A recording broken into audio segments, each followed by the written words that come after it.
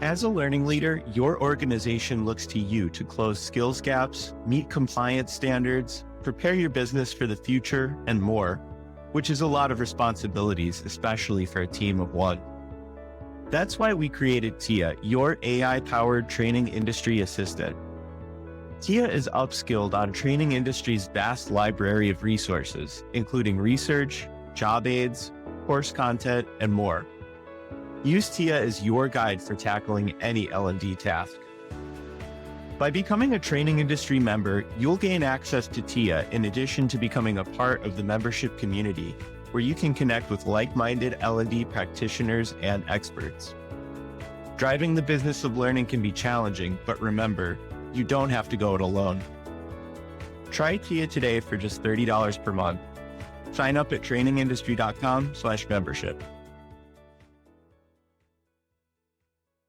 Hi, welcome to this special edition series of episodes of The Business of Learning, recorded live and in person at the 2025 Training Industry Conference and Expo in celebration of training industry's 20-year anniversary. I hope you enjoyed these episodes and that they offer you key takeaways and tools that you can apply back on the job. As always, thanks for listening. Welcome to The Business of Learning, the Learning Leaders podcast from Training Industry, where we speak with industry experts and thought leaders on all things learning and development.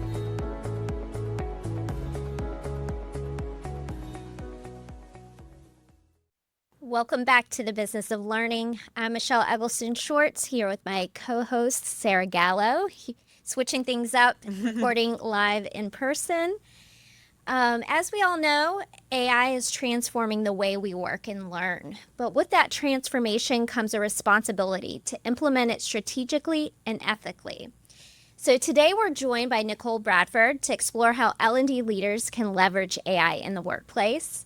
But before we dive in, Nichol, I'd love it if you could introduce yourself and share a little bit about your background in the AI space. Thank you for having me. I'm excited to meet everyone at this event. And I was really excited to come too because in the age of AI, learning and development people are really on the front lines of this. We have an entire society that has to learn how to live and work with these tools. So thank you for having me. My background and how I came to this. So I do a couple of things. One, I'm the executive in residence for SHRM, the Society for Human Resource Management, for AI+HI. And that is described that way because our CEO, Johnny C. Taylor, a couple of years ago was at a meeting of a group of CEOs, and everyone was talking about what was happening with AI. And he said, it's going to be AI plus HI, human intelligence, human intelligence, human ingenuity that's going to actually get to the ROI. And that has proven to be true years later. So I'm executive in residence for AI+HI at SHRM. I also am an investor. I'm a co-founder of a pre-seed early stage venture fund. We invest in founders who are building what we call human potential technologies. And so those are things that help people heal, grow, and thrive, which really also lines up to HR tech and a bit more. And then the last thing I do is that when I feel passionately about something, I gather. So in a few weeks, I'm organizing a conference called Human Tech Week. And it's on human potential in the age of AI. How do we leverage these tools? It insists that AI is here to help us heal, grow, and thrive, and that there's value in gathering the founders, scientists, investors, enterprise, and creatives to make it so. I have a personal rule that if I complain about something for 3 months, I do something about it. And I was getting tired of going to tech conferences where they didn't talk about people at all. Yeah. And they only talked about tools. So that's what I do today. My background is I've been working at the intersection of human potential and technology for 10 years. I started in 2014. Before that, I was living in China and in video games for over a decade. And specifically in China, I'm the most known for operating all of the Blizzard Entertainment properties for China, World of Warcraft, StarCraft, etc. Cool. Well, we're excited to have you on the podcast today. Thanks again for joining us. Sort of to kick things off, in your view, what does it really mean to responsibly implement AI? And why is that responsibility so critical right now? Responsible AI is a big word that comes down to a few but very important things, especially in the context of enterprise. Responsible AI means that people can know when it's being used. They can know how it's being used. They can know that it's fair. They can trust that there isn't a bias against them. They can have a choice whether or not it's going to be used in their performance reviews or things like that. So there's a list. Different organizations have, some have 7, some have 12, some have only 3. I think it really comes down to, is it fair? Is it safe? And do people know when it's being used? So, and the reason why it's important, especially in the context of enterprise, is because employees, and let's talk separately, it's different about products in the market, but within an organization, especially in the context of HR, employees want and need to know when and how it's being used, because there is a social contract that's in place between organizations and people. And so it's, just basic, decency. Yeah. Definitely. I think kind of surrounding AI, there's a lot of fear that AI is going to replace jobs. So could you talk a little bit about how AI can augment talent rather than replace it? Yeah, there is a tremendous amount of fear out there, and I really get why people are afraid. It's hard to see headlines where you have, CEOs saying that they're going to replace entire groups of people, and to not get a bit afraid, or to see other headlines where you just see how quickly the technology is moving, because it's moving so fast. And so, even if people aren't afraid, then they're worried about how they can catch up, keep up, stay up with it. And they get this strong sense that it's affecting them deeply. How people on the replacement versus augmentation, I'm actually going to talk about that in the talk. Augmentation is basically leveraging the tools to enhance productivity. And so with that, the way that AI can really enhance productivity, and where I think we're going, is the ability for AI to do the things that kind of slowed us down in the past, and organizations focusing on using the AI for that to really free people up to do the more interesting and creative things. Sometimes people ask me, like, how do you know what you should use AI for and what you shouldn't? And I would say, any of those tasks that make the light in your eyes go out, that's a good candidate. Yeah. Definitely. We all, like everybody, like all of us sitting here, we all have those tasks that that are a part of our day to day. And that when you think about it, the light in your eyes goes out. I love looking at it like that. Yeah. Yeah. And so that's where we should start. And so by focusing there on things in those roles, then that helps you address the fear, because then people can really see how it can benefit them, how it can give them more time. The real question and the challenge for leaders is, and this is playing out in lots of different ways across different organizations, is how they treat that time that you free up. And that has a lot to do with culture. Is it your time? Is it the employee's time? Do they get that time back? Or does the company say, okay, do 10 times of the thing that you just did? some organizations, they do that. And I believe that that can be a little bit short-sighted. A really great way to get people comfortable with AI and also to begin to see those ROI benefits is to then have people focus on their wish list of the things that could expand and grow or improve your business that they never had time to get to. We all have that list of things where we're like, oh, they could be a great customer of ours, or this is a big problem for our customers, but no one has time to get to it. And so the danger is that when people take, when the time gets freed up, organizations and leadership that just stuff more of the same thing into that, versus reorienting those people, allowing them to add to the business, grow the business, and come up with ways to do that. So that's how you address fear, and that's how you focus on augmentation. Definitely. I'd love if you could touch on, Nichol, our listeners, our L&D professionals sort of across all different industries. What kind of role do they have to play in this AI-empowered future of work, and how can they sort of start preparing now for that future as well? Well, L&D people are on the front line of training the entire workforce. It's a lot. Taking. Really important. I mean, I guess, when you think about it like that too, L&D people are actually first responders in this AI transition.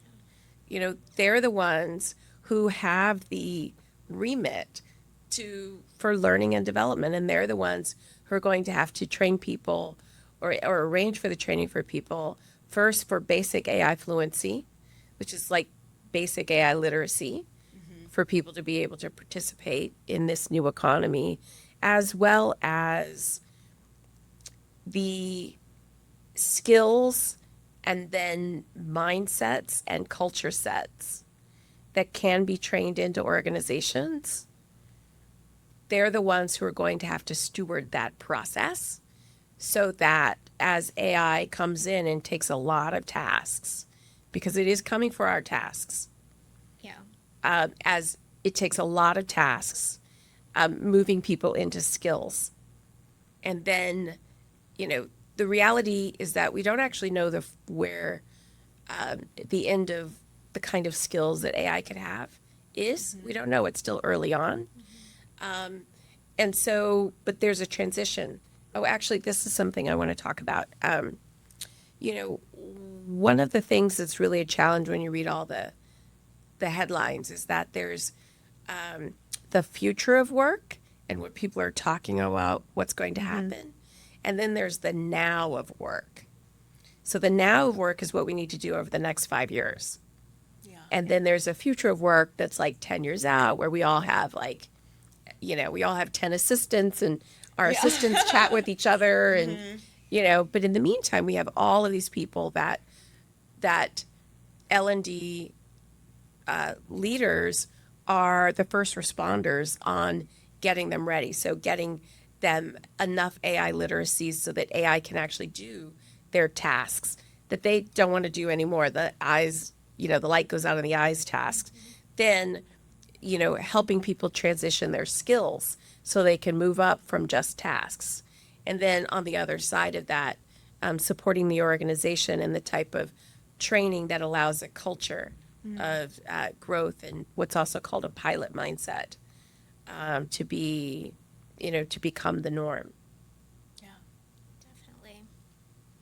I'd love to hear from your perspective. What are the challenges and opportunities that you're seeing on how AI can be used to enhance employee well-being and also kind of enhancing human potential in the workplace?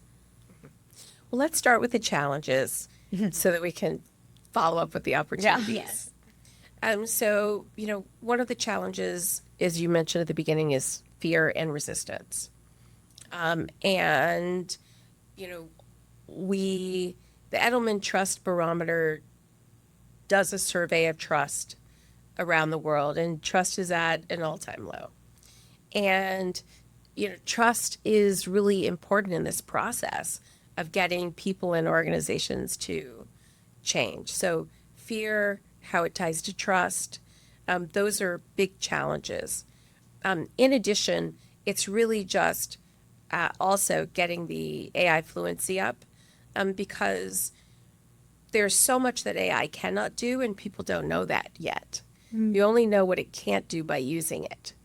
And that can take a lot of fear out of the equation by really understanding what it can't do. AI, like the different chat GPTs and things like that, they're very smart at very specific things. But, your, 7 or 8-year-old is actually, a 5-year-old is actually smarter in a way in terms of general intelligence. So you have to use them to really understand their limitations.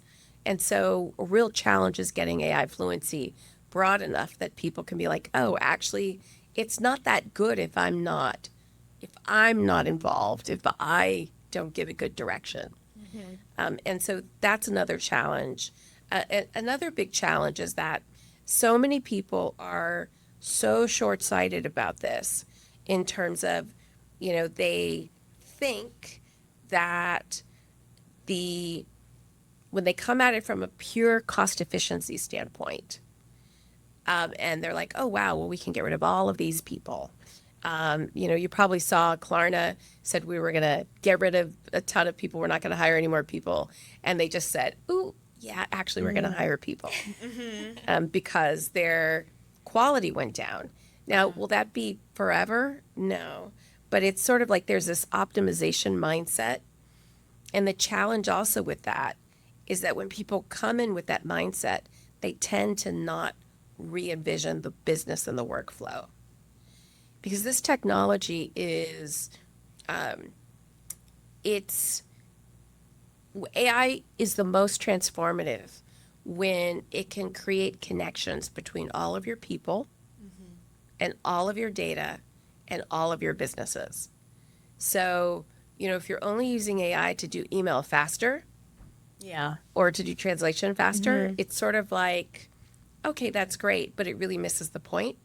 And, people who are optimizers, just only cost optimization, they tend to not do the reinvention. And down the road, what that means is you're going to have a commodified business because everybody else is doing the exact same thing. You have no differentiation. You'll have margin erosion. And, you won't have any people who really trust you as an organization. You won't have employees who trust you. Yeah. So I'd say those are the biggest challenges. And then on the other side, AI, near term, but also long term, presents a real opportunity to redesign work, to expand, access to, many things, like education and healthcare, and there isn't any part of society and how humans do things that won't be touched and expanded by this. And so, I'm really confident that the long term is going to be fantastic. But we have to get through the midterm, and we have to do it in a way that, we have to do it in a way that's thoughtful, and brings people along. Yeah, definitely. So, what are you the most interested in? Like, what are you the most frightened by, or what are you the most excited by? That's a great question. Turn the tables on us here. I just think in terms of, I think technology is just evolving so quickly, and what we've seen over the last 5 or 6 years in terms of the pandemic and everyone switching to remote learning, and now the past few years, the acceleration of AI, it's really upending the way we work and learn, faster than I've seen in decades that I've been working, and it's just really exciting to see how learning and development is adapting to those changes. And so following kind of how organizations are using and implementing new technology and tools is very exciting for me to watch. And I guess in terms of kind of fear or what was the other side of the question? What keeps you up at night about it? Yeah, I think it's the kind of what you touched on, like the ethics and the responsibility that organizations hold in making sure that these tools are used responsibly. Yeah. I think it is a big part of it, and I think we have a lot to do in terms of being clear that we don't break trust with our employees. Definitely, that sort of transparency. I would agree with that. I think also maybe something I'm excited about is that sort of human intelligence piece that you mentioned earlier, and kind of keeping people at the forefront and sort of seeing how people can kind of lead this change forward. So I think that's something that we try to cover through our coverage on training industry and through interviews like this one. Yeah, one of the things we've seen is that now that we've gotten through the first couple of years of the first year was like, AI. Yeah. And then the second year was like, great. Mm-hmm. And then people are starting to get to the difficult part. Because one of the things that happens with this is that you don't actually get to the ROI using off-the-shelf stuff. Mm-hmm. Like, it doesn't really change your business until you put it into your context, your culture, and your customers. And so I find that very exciting, because what this also represents is the whole world is learning at the same time. Mm-hmm. And all of enterprise is learning at the same time. Yeah. And while there may be, certainly there's like an AI expert who, is an AI engineer and they're an expert. Mm-hmm. But no one is the expert on your context, customers, and culture but you. Mm-hmm. And so this represents an opportunity for people who rise to it to really take these tools and grab these tools and then apply them in their 3 C's, their context, cultures with their customers. And, and it's like, you can be the expert. Yeah. Anyone can be the expert. You can be the expert. You can be the one who brings it into your company and really makes it fit and really makes it sing. And you might be working with AI engineers and other people like that, and vendors who are shaping different products, but you can be the expert. And, and the opportunity and the challenge is that this is going to be like reading, like actually being able to read. Mm-hmm. Being able to use these tools. It's going to be like being able to read. Yeah. And so people can get by without reading, but it's hard. It makes life hard. Yeah. And so, there is going to be dramatic changes. Like Definitely. One of the changes that's going to be really dramatic is that, and we're going to talk about agents in my talk. Mm-hmm. I've got a big chunk on that. On the good side, everything's going to be personalized, and your agents will go out onto the web and get you whatever you want. Yeah. Mm-hmm. So you are not going to, you're not going to go to Google and Google and then do the work of piecing together your vacation. You won't do that. You're going to send your agent out. Pretty soon your agent is going to have a wallet, and your agent's going to go and do transactions on your behalf. Mm-hmm. And, with that, one, there's great personalization, but 2, it completely changes all of many, many business models. So there's a lot of change that's going on. And so people just have to, within your context, culture, and customers, grab the tools, get them to apply, be a leader in your organization for doing that. And then you'll be in a good position. If someone chooses not to, it's going to be hard. It's going to be like not reading. Yeah. And at a certain point, your organization is going to only have people who read.